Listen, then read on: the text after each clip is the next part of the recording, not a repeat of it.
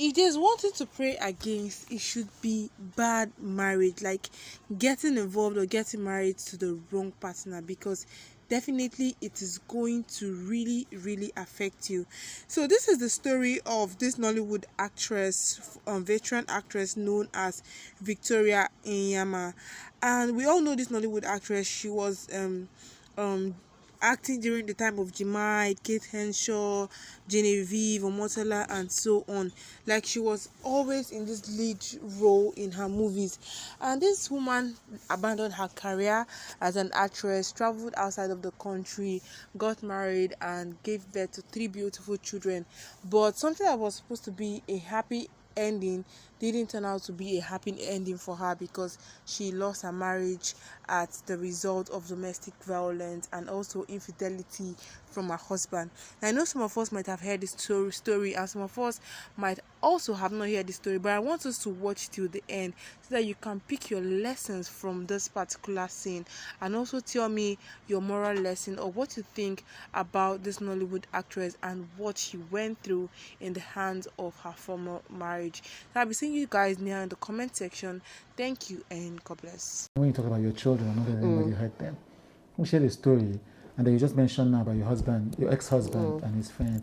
We share the story about he would bring his girlfriends home. Oh wow, yes. There was even one instance where the girl was telling me what to cook. Huh? I should not be cooking meat. I should be cooking with fish. Fish is more healthy. And I was just looking at this girl, and they were, in quote, working together.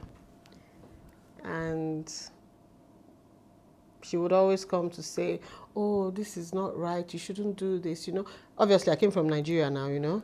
So, this is not right, you shouldn't do this now. This is not how they do things here. This is not how they do things here. And then I'll be looking at my ex to, like, intervene. And he'll be like, yeah, she's right. You shouldn't be doing that like that. You should be... I'm like, he?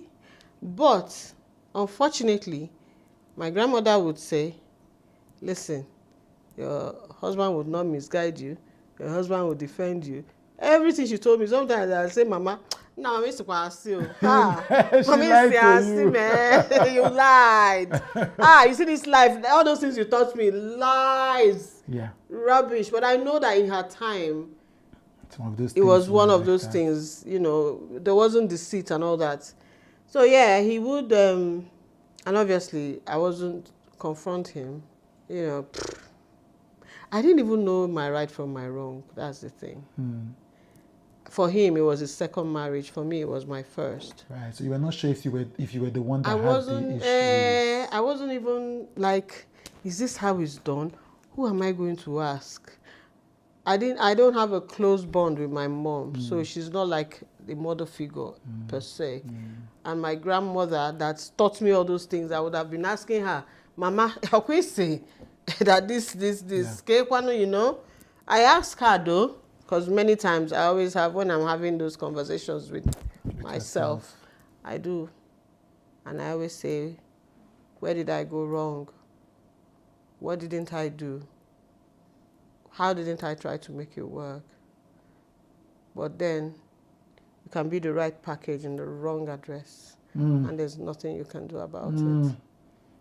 And that's why when I talk, I always say, try and find out the person's background, family background, and know if it is something you can handle. Now, growing up with so much love and meeting somebody who does not know how to handle love, who did not grow up with such love, it can't work, because I'm sure at a point, maybe things I was doing was irritating, like, why are you doing this? Like, I remember when I came to the UK, we have a washing machine, but Victoria, I've never said this thing before, it's so embarrassing.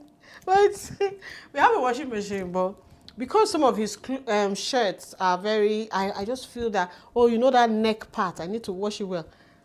I was washing with my hands though, for at least maybe like 2 years, when the clothes started piling, kids' clothes and everything. I'm like, no, I can't be doing this. Let me use the washing machine. But even at that, it's not every kid's clothes I'll put in the washing machine, because either I don't want it to shrink or something. So putting things in the bucket, putting detergent, bleach, washing, for me it was fun. I grew up with that, you know. But he'll come and say, you're just wasting time. Just do this. I'm like, no. At some point, no person tell me that, Victoria, I put this in for washing machine. If the clothes go shrink, may it shrink. If it will tear, may it tear, you know? Yeah. But then me, I'm like, no, now we can, this clothes from my first son, I can keep it for my second son. Yeah. And I was just being prudent, and I thought I was just doing the right thing. But I don't have no regrets, you know, no regrets whatsoever. Yeah. Because everything he did, well, I'm sure whoever he's with now will be enjoying the sacrifices I made with him, and I hope he treats her better. Right. You know, but I don't, no regret. You left your career in Nollywood at the time because of the marriage, yeah? Yeah. Because of him. Yeah. And you moved to the UK because of him, yes. And it wasn't a tough decision for you because you were in love. No, because again, upbringing. Yeah. I've gone to university. What next? Yeah. Now you've gone to university's career. Yes, then you've gone to university's marriage. Yes. So. Do you regret that now? You know what? I don't regret it because I have 3 beautiful children. Yeah. I couldn't have. Yeah. I don't. And I always remember that you can't get diamond in a shop. You have to dig, you have to go through fire and everything. So my kids are like, everything that I went through in the marriage, my kids are like my diamonds. So if you hadn't been physically removed by the police, you would have I wouldn't stayed have, in the marriage? yes, I would have stayed. And honestly, I don't know, because I think it was getting to that stage. Just before we were removed, I did something. You know the full moon. Obviously, I told you I grew up in the village and I believe in all those things. Yeah. So I think I had just had it up to I just went out and I looked up and I said, God, if you don't do something about this marriage, I don't know how you're going to do it. It's none of my business. If I don't live alive, one person will live dead. And I just said it because I'm always thinking, if this guy hits me and I hit my head somewhere and I collapse, you know, because I was never a fighter. I would never fight back. And not that, I just didn't think it was the right thing to do. You see, let me tell you something. Parents, don't raise your children with the same rubbish, you know, discipline or words. Let the children, you know, choose their paths. Guide them, but leave them. Guide them, but leave them. Guide them, but leave them, because who I have turned out to be, and no matter, I have tried to change it. At least I'm doing psychology. I'm trying.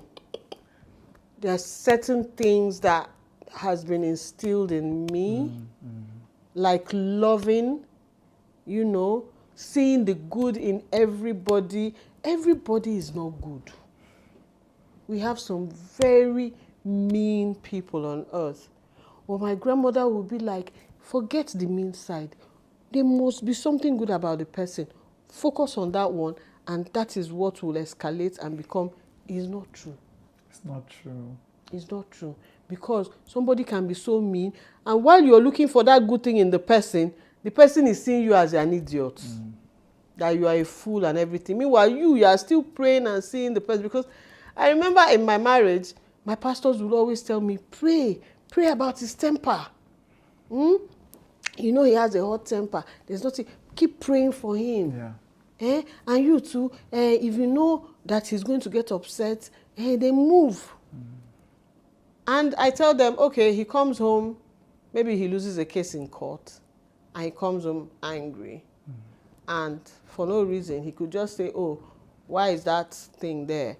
Or why is the TV like this? Or I told my pastor one day that this guy beat me because a certain football team lost to, his football team lost to another, and that was it. He went and punched the TV, and as he punched the TV, I just said something like, what are we going to be watching?